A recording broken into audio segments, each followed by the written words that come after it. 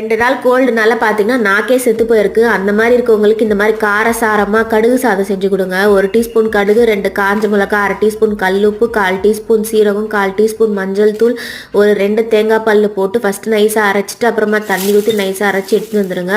இப்போ ஒரு பேன்ல 2 teaspoon oil போட்டுட்டு வேர்க்கடலை வறுத்து வச்சுக்கோங்க. 1/4 டீஸ்பூன் வந்து கடலைப்பருப்பு, 1/4 டீஸ்பூன் வந்து கடுகு, 2 காஞ்ச மிளகாய், கருவேப்பிலை, அது கூட பார்த்தீங்கன்னா ஒரே ஒரு ஆனியன் மட்டும் ஸ்பில் பண்ணி போட்டுக்கோங்க.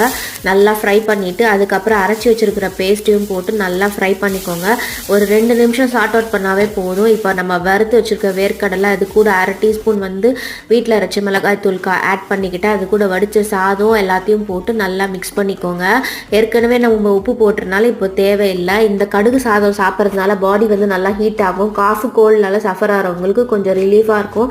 கண்டிப்பாக லஞ்ச் பாக்ஸ் ரெசிபிக்கு இதை ட்ரை பண்ணி பாருங்கள். கிட்ஸுக்கும் ரொம்ப ஹெல்த்தி, கண்டிப்பாக பிடிக்கும். பிடிச்சிருந்தா லைக்கை தட்டுங்க, சப்ஸ்கிரைப் பண்ணிக்கோங்க.